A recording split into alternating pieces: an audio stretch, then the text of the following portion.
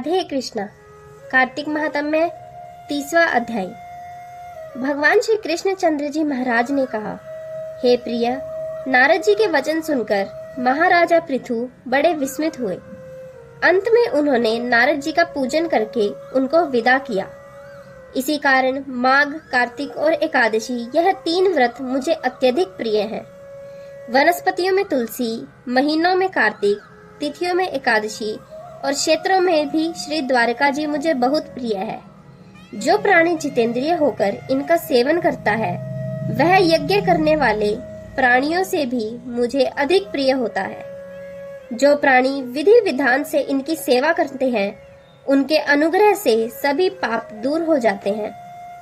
भगवान श्री कृष्ण चंद्र जी महाराज के वचन सुनकर सत्यभामा ने कहा, हे नाथ, आपने यह बात बड़ी आश्चर्यजनक कही है कि दूसरे के लिए पुण्य के फल से कलह की मुक्ति हो गई।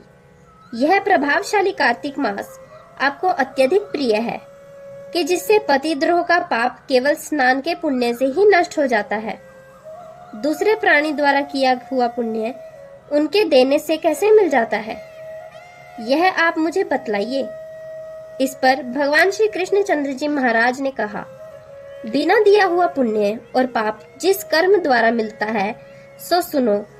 सतयुग में देश, ग्राम तथा कुलों का दिया पुण्य या पाप मिलता था, किंतु कलयुग में केवल कर्ता को ही पाप और पुण्य का फल भोगना पड़ता है। संसर्ग ना करने पर भी यह व्यवस्था कही गई और संसर्ग जैसे पाप और पुण्य आदि कोई मिलते हैं उसकी व्यवस्था भी सुनो। पढ़ाना, यज्ञ कराना और एक साथ भोजन करने से पाप पुण्य का आधा फल मिलता है। एक आसन पर बैठने तथा एक सवारी चढ़ने में श्वास के आने जाने से पुण्य पाप का चौथा भाग प्राणी मात्र को मिलता है। स्पर्श करने, भोजन करने से और दूसरे की स्तुति करने से पुण्य और पाप का 6वां भाग मिलता है। दर्शन करके, सुनने तथा ध्यान करने से मनुष्य को पुण्य और पाप का 10वां अंश मिलता है। दूसरे की निंदा, चुगली और धिक्कार करने से उसका 100वां भाग मिलता है।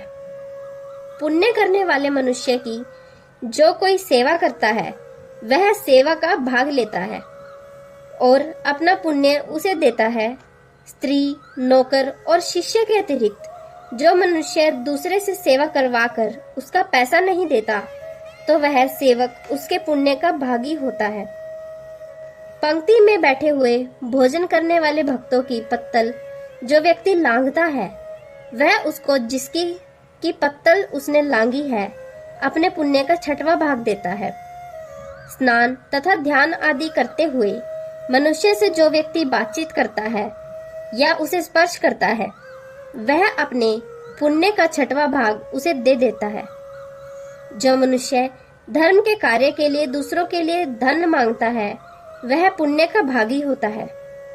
ठीक उसी प्रकार जिस प्रकार दान करने वाला पुण्य का भागी होता है, जो मनुष्य धर्म का उपदेश करता है और उसके पश्चात श्रोता से याचना करता है कि वह अपने पुण्य का 6वां भाग उसे देता है। जो मनुष्य दूसरों का धन चुराकर उससे धर्म करता है वह चोरी के पाप का फल भोगता है और शीघ्र ही निर्धन हो जाता है। जिसका धन चुराता है वह पुण्य का भागी होता है। बिना ऋण के उतारे जो मनुष्य मर जाते हैं उनको ऋण देने वाले सज्जन पुण्य के भोगी होते हैं। शिक्षा देने वाला, सलाह देने वाला, सामग्री को जुटाने वाला तथा प्रेरणा देने वाला, यह सब पाप और पुण्य के 6ठे भाग को प्राप्त करते हैं। राजा प्रजा के पाप पुण्य के शतांश का भागी होता है। गुरु शिष्यों का, पति पत्नी की, पिता पुत्र का, स्त्री पत्नी के लिए, स्त्री पति के लिए किए हुए पुण्य का 6वां भाग पाती है। पति को प्रसन्न रखने वाली आज्ञाकारिणी स्त्री पति के लिए हुए पुण्य का आधा हिस्सा लेती है। जो पुण्यात्मा पराये लोगों को दान करता है वह अपने पुण्य का 6वां भाग प्राप्त करता है।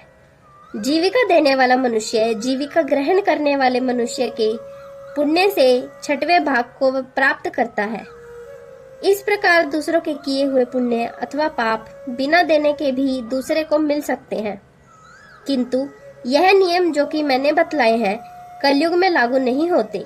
कलयुग में जो एकमात्र कर्ता ही हो, अपने पाप व पुण्य भोगने पड़ते हैं। इस संबंध में एक बड़ा पुराना इतिहास है जो कि पवित्र भी है और बुद्धि को दान देने वाला भी है। कहता हूँ, ध्यानपूर्वक सुनिए। राधे कृष्णा।